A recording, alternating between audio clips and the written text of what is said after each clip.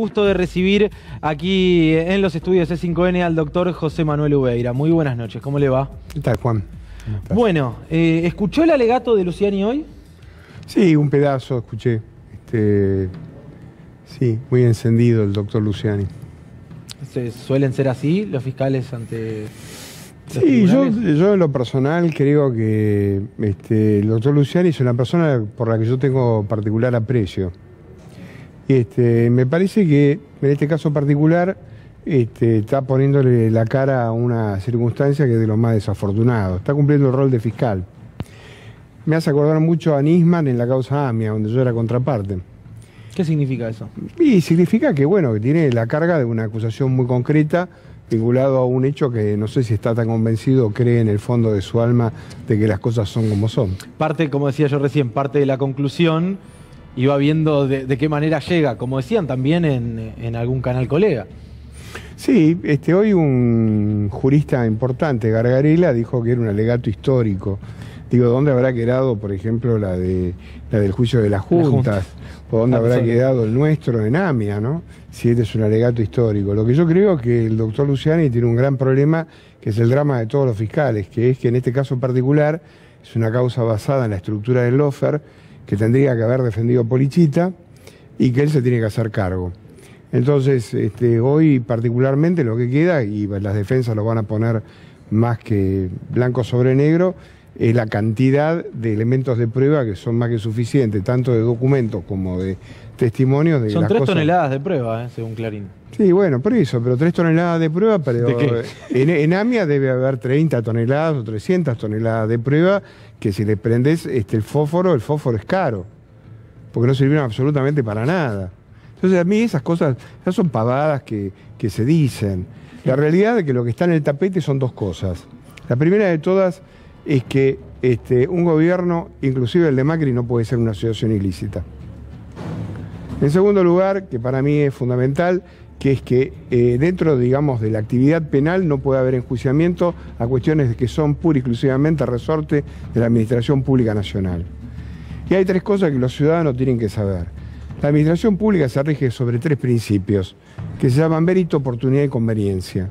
Y en función de eso, las decisiones políticas que se toman dentro de una jurisdicción, como puede ser una provincia o de la nación, no son sujetas a revisión por parte de los jueces, porque si no, no hay división de poderes. Y en este caso particular, lo que está ocurriendo en Comodoro Pi es que están metiendo las narices, desde hace rato, los jueces en las decisiones políticas que se toman en el ámbito administrativo. Con lo cual lo que tenemos es ni más ni menos que inmiscuirse un poder dentro de otro poder. Ahora, creo que es obvia la pregunta, o la respuesta mejor dicho, pero la voy a decir igual. ¿Crees que la sentencia está firmada?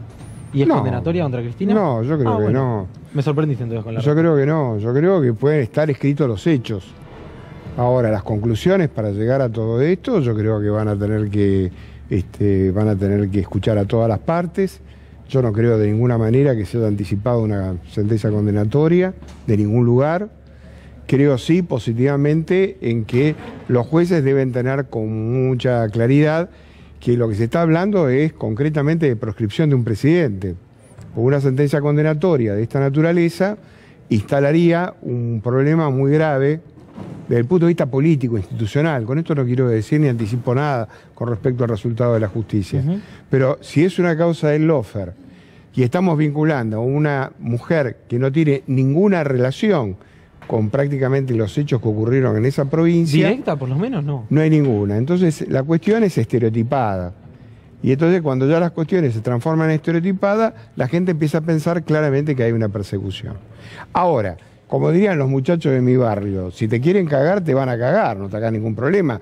Porque el hombre más bueno de la tierra, que se llamaba Jesús, lo llevaron a la cruz y hubo un juez que intercedió por él. Yo tengo un gran amor por Poncio Pilato porque hizo lo imposible. Ahora, si decidieron que van por vos, van por vos. ¿La van a cagar o no? Entonces, yo en lo personal me parece que estos 3 jueces que están ahora, que van a intervenir en este asunto, van a mirar el asunto con algún grado de perspectiva, en el sentido de que la prueba es abrumadora en cuanto a la inexistencia de un delito. Y la asociación ilícita, que es bueno que también la gente lo sepa. Es lo que marcábamos, sí. Es bueno que la gente la sepa. La asociación ilícita es un delito contra lo que se llama la tranquilidad pública. Yo no creo que ni Lázaro Báez ni Cristina Fernández hayan quitado el sueño ni a Irina Hauser, ni a vos, ni al señor que está detrás de la cámara por la existencia de que realmente estaban en el gobierno. O sea, digo, la asociación ilícita son organizaciones que nacen, crecen, se desarrollan y mueren para realizar delitos indeterminados. Entonces, los cárteles son organizaciones que son asociaciones ilícitas, la mafia y cantidad de cosas. Porque secuestran, extorsionan, roban, cometen cualquier tipo de delito indeterminado. En este caso particular, ni siquiera hay un delito indeterminado. Porque acá, teóricamente, sería una cuestión contra la administración pública. La administración pública y demás. Hay un fallo liminar que se llama Stancanelli, que espero que algunos jueces lo recuerden. ¿Qué dice? Bueno, Stancanelli dice claramente que la asociación ilícita no es vender caramelos y repartirlo como si fueran...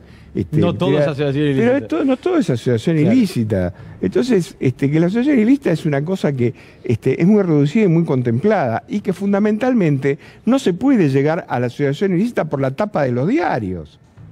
Eso dice el fallo Stancanelli de la Corte. ¿Tienen margen los jueces para ser imparciales cuando las tapas de los diarios, cuando los ríos de tinta ya están escritos y derramados, cuando te van avisando de alguna manera y te van limando, cuando te salís un poquito del camino, cuando los propios editoriales de la televisión hablan de, bueno, la creación del sentido común, ¿no? Y si no fallan a mi gusto, bueno, te vas a tener que bancar las consecuencias, que son claras las consecuencias. Yo recordaba recién hace un rato, no me acuerdo qué decisión tomó la Corte de postergación, no sé si era el inicio de la causa vialidad justamente, la apretada y se comieron. Digo, hay lugar, digo, pues de verdad, más allá de que uno dice, bueno, los jueces tienen que ser imparciales y demás, vivimos claramente en una sociedad donde la condena mediática muchas veces se anticipa a la judicial. Sí, yo por eso desde hace muchos años y de mucho tiempo, ya que en este canal lo he dicho muchas veces, amo el juicio por jurados y no por los jueces. Claro que sí, por supuesto que sí.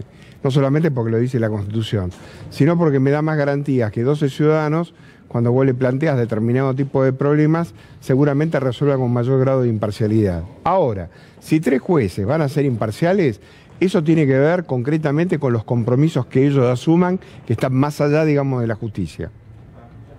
Son 2 cosas distintas. Una cosa es el juez que falla conforme a sus convicciones o sus ideas y su forma psicológica de resolver. Y otra cosa son los pactos preexistentes. Entonces, a mí no me preocupa tanto qué es lo que le pasa por la cabeza al juez, si cuando la mujer le habla mientras está desayunando y le dice, ¿a vos te parece la chorra esta que la tenés ahí? ¿No? Digo, ¿qué puede ocurrir? Sí, claro. Pero pasa todo el tiempo. O la vecina del country o de la familia de tal lado que le cuenta y vos tenés ahora el juicio de la chorra y de esto y de aquello. Ahora, el punto pasa cuando el tipo se encierra en el baño y se está afeitando, se mira en el espejo y dice, yo voy a fallar conforme a las convicciones y las pruebas que yo tengo o sencillamente porque yo pertenezco al club del gorilaje que de alguna manera tiene que cagar a la chorra. Bueno, esa es una cosa que se resuelve en el psicoanalista y no con el doctor Ubeiro. Irina Hauser. ¿Qué tal? Buenas noches. Yo quería retomar a lo que planteaba Juan, que tiene que ver con la intervención de la Corte Suprema en este caso. ¿Cuál fue el papel que tuvo la Corte Suprema? Que a mi ver no fue menor. Anómala, totalmente anómala. ¿Por qué? Porque en principio, digamos que un caso vaya en revisión a la Corte por un tema de prueba, vinculado al tema que se hacía, yo me acuerdo que era por un tema de peritaje, si se hacían los peritajes, no se hacían los peritajes, si había toda una cuestión que la Corte, yo creo, si no es el primer caso, debe ser uno de los primeros casos de la historia de la Corte Suprema que se abocan a una instancia de tribunal oral en la cual la Corte no tenía absolutamente nada que hacer. Y claro, pero se abocaron 3 años después. Claro, claro. Sí. Eso es lo que digo. O sea, es todo anómalo en esta causa. Entonces, la verdad es que ¿qué es lo que agiganta la sospecha de Cristina Fernández si yo fuera imputado? Que claramente está todo diseñado de antemano. ¿Por qué? Y porque la anomalía en el proceso penal siempre se considera como un acto conspirativo. O sea, yo digo, concretamente, cuando vamos con el per saltum de Bruglia, Bertuzzi y Castelli, ¿Estamos diciendo de que la Corte tenía una necesidad imperiosa de resolver per saltum la situación de 3 jueces? No. Entonces, ¿qué es lo que pensamos? Y bueno, estos 3 jueces son 3 jueces dirigidos para determinado tipo de protección o de ambición o de línea. Entonces, la gente, ¿por qué tiene que dudar? Porque la Corte se comporta en forma anómala en esta causa particularmente. Y eso genera sospecha. Y la sospecha dentro del derecho penal es el corrosivo más grande que hay de cualquier tipo de sentencia. Ahora, la pregunta es, ¿los jueces del Tribunal Oral, por lo que resolvió la Corte en su momento, o los indicios de lo que la Corte dijo ahora, hace poco que dijo algo vinculado al tema, tiene que ser una línea, un cartabón, un parámetro? No, me parece que no. Solo tienen que ajustarse concretamente al hecho y la prueba, porque ahora, son jueces de hecho y prueba, ¿no? Ahora, José, pasaron ya casi 3 años del gobierno de Alberto Fernández. Perdón, yo creo, para terminar con lo de Irina, yo creo en la bondad de los jueces. O sea, a pesar de todas las cosas que yo critico y señalo, yo creo todavía que hay jueces que en algún momento determinado dicen, yo llego hasta acá y más de esto no voy a hacer. Eso está claro. Corre por tu cuenta. Pero es un tema de bondad, la actividad del juez. Bondad quiero decir... Honestidad intelectual, decimos. Bondad intelectual, o sea, quiero decir o sea, llego hasta acá y más de esto yo no voy a dar ni un paso que de cualquier cosa, de ahí no voy a poder volver. Creo particularmente que yo todavía estoy en la expectativa de todo eso, ¿no? Pasaron 3 años casi del gobierno del Frente de Todos y sin embargo hoy estás invitado acá para hablar de Lawfare que continúa. ¿Por qué?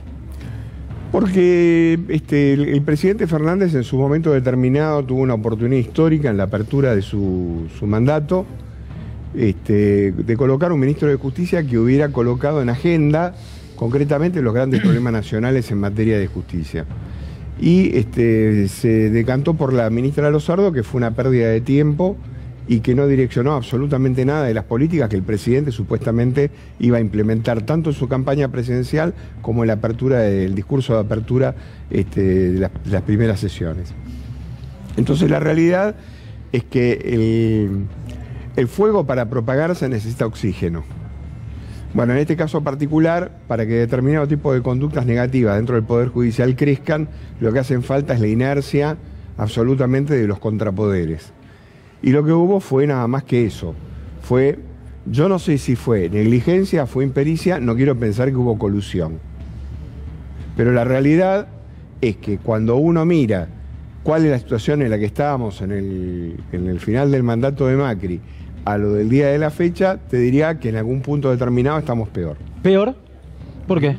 Porque yo creo que los jueces, por esto que te acabo de decir, porque como yo veo que no hay ningún coto a determinado tipo de acciones dentro de la justicia, y como realmente no hay un avance concreto, por ejemplo, vinculado a las acciones de los jueces de la Corte Suprema. Yo nunca vi un juez que se autoamnistíe con respecto a sus clientes y diga, a partir de ahora voy a fallar. Digo, no veo juicios políticos, no veo concretamente una confrontación franca con el Poder Judicial. Digo, esto no es malo. En Estados Unidos, ahora la Corte Suprema acaba de fallar una serie de barbaridades y el presidente de los Estados Unidos y toda la línea... El aborto, entre otros temas. Entre otros temas, lo salió a putear hasta en japonés. O sea, pero esta es la verdad. Porque el sistema republicano no es que yo me guardo y la división de poderes y el Poder Judicial hace lo que se le da la gana. El Poder Judicial no hace lo que se le da la gana, hace lo que la República, que somos nosotros, decidimos que es lo que ellos hagan. Y acá entonces hubo... Bueno, acá lo que hubo fue eso. Yo no alcanzo a... Bueno, si temor o negligencia o claro, intencionalidad incluso. Bueno, no quiero pensar en la intencionalidad, pero digamos, tanto error no puede ser. Y el presidente de la Nación, digamos, presidente de la Nación es un abogado. Y un abogado que hace penal. Y un abogado que defendía, hasta antes de ser presidente de la Nación, a algunos de los dueños de este canal. O sea, que el negocio lo conoce. Entonces, la pregunta es, ¿para qué llamás a una comisión de notables para resolver cosas que vos sabés que son así? ¿No es para darle legitimidad? No, ¿qué legitimidad? La legitimidad la tiene el presidente. Lo elegimos nosotros con el voto. El presidente no necesita ser reafirmado por lo que le diga una comisión de notables. O sea, lo que había que haber hecho era instrumentar un plan concreto para llevar adelante las reformas que hacían falta dentro de materia judicial. Y claramente, como dice Zaffaroni, y yo concuerdo con él totalmente, no es que tenés 50.000 jueces que son malos. No, hay 10 tipos en lugares estratégicos que son los tipos que de alguna manera te complican la vida, pero complican la vida desde el peor lugar, porque vos sabés que las sentencias ya están diseñadas. Un juez que te dice concretamente que en el tema del espionaje hay cuentapropismo y que en el tema de Lara San Juan el fiscal hoy acaba de ir a casación, te plantea la nulidad de la indagatoria y vos le das un sobreseimiento, como si de alguna manera los familiares de los de Lara San Juan fueran no sé qué cosa. Y nosotros tenemos que seguir arpándole los jueces a estos tipos, los salarios a estos tipos. O sea, la verdad es que a mí lo que me molesta, pues yo pago muchos impuestos como pagamos muchos argentinos, es que yo le estoy pagando el salario a un grupo de tipos que son unos sinvergüenza. Así que es evidente que son unos sinvergüenza. Entonces, a Casanelo le hicieron una causa y tremendo problema porque decían que había visitado falsamente a Cristina Fernández en Olivos. Y resulta que acá el presidente del Consejo de la Magistratura, que se llama Galle Tagle, o Tagle Gallo, no me acuerdo, son las dos calles. Gallo Tagle. Gallo Tagle, bueno, ahí está. Dijo que en cualquier caso ese era un problema de ética y que evidentemente había un tema de ética en ese tema. Sí, sí. Entonces, bueno, ¿cómo y es? se archivaron las denuncias por inexistencia de delito. Inexistencia de delito y cantidad de cosas. Ahora, si yo soy, creo que le decía a Irina recién, en materia de justicia, vos lo único que no podés es dudar. O sea, el corrosivo más grande de la justicia es la sospecha de parcialidad. O sea, la primera regla es el juez imparcial. Y si el juez se sienta a comer con el presidente, o se va a jugar al pádel con el presidente, o un integrante de la corte va a ver al presidente y cuando yo lo interpelo, él me dice que fue a ver al presidente en representación de la Cámara porque era presidente de la Cámara, y es mentira. Entonces, uno se pregunta seriamente, bueno, digamos, ¿esto es un sistema de justicia? No, esto es un reparto de cargos, nada más. Hace poco Horacio Rodríguez Larreta se juntó con jueces federales, lo hizo varias veces, lo contó el propio diario La Nación, o sea que la práctica continúa desembosadamente. Claro, porque en última instancia es naturalizar, es como diría un amigo mío, estamos naturalizando la prostitución. Y va a llegar un momento que hasta va a ser fabuloso ser prostituta. Entonces, lo que está pasando es que en última instancia estamos naturalizando determinado tipo de conductas que ni siquiera en la época de los jueces de la dictadura se vieron. Pero no hay ninguna norma, algo que Pero impida claro que hay esto. normas. ¿Y qué es lo que hay? Bueno, el Reglamento para la Justicia Nacional, que no sé si la habrá tirado por la ventana, pero si el que yo conozco, el que yo conocí en su momento determinado, el juez no podía ir a las carreras, no podía ir al hipódromo, no podía ir a un teatro de revistas, porque se consideraba de que eran ámbitos que eran impropios para que realmente el tipo sea juez. ¿Por qué? Porque el juez está un peldaño arriba de los mortales, de todos nosotros. Entonces, si vos al presidente de la República te convoca y vos sos una autoridad, como el presidente de la Corte Suprema, lo podés ir a visitar. Ahora, ir a jugar al pádel con el presidente de la República y después tenerlo al presidente de la República como judiciable, digo, pregunto, ¿se te pasa por la cabeza de que puede haber algún grado de imparcialidad en todo esto? Bueno, perdón, pero con esa vara no se juzgaban las supuestas visitas de Casanelo Olivos, que de hecho fue con condena, confirmado que hubo intervención de los servicios de inteligencia lo acabo de en la decir. operación. No, pero digo, fue tapa del diario no sé cuántos días, Casanelo Olivos, gente mirando a cámara diciendo, Casanelo, usted estuvo en Olivos, no se haga el distraído, y demás, y ahora frente a eso, confirmado por los propios registros. Por eso es que te vuelvo a repetir, lo de Casanelo no pasó hace 50 años. No. Lo de Casanelo pasó ahora. Y lo de Casanelo es la demostración clara del sistema de la doble vara. Pero, digamos, a mí, yo no como con la tapa de Clarín ni de La Nación. Por mí, yo uso mucho La Nación para prender el asado los días domingos y funciona mejor que el Clarín. Pero lo que quiero decir, no es lo que me preocupa que es lo que diga el diario. A mí lo que me preocupa es lo que hace el poder concreto de los ciudadanos cuando ve que determinado tipo de manifestaciones se lleva por delante los derechos de cada uno. Y la gente que me está mirando seguramente está muy angustiada por saber cómo llega mañana para morfar. Pero la realidad es que si hubiera habido un sistema judicial, no hubieran fugado 50.000 millones de dólares, sí, violando la Constitución y todo el mundo mirando para el costado. Bueno, ahí es cuando uno dice la agenda judicial es la agenda de la gente, claramente. José, muchas gracias por venir. No, muchas gracias por la invitación, muy amable. Muy valiosa la charla, de verdad.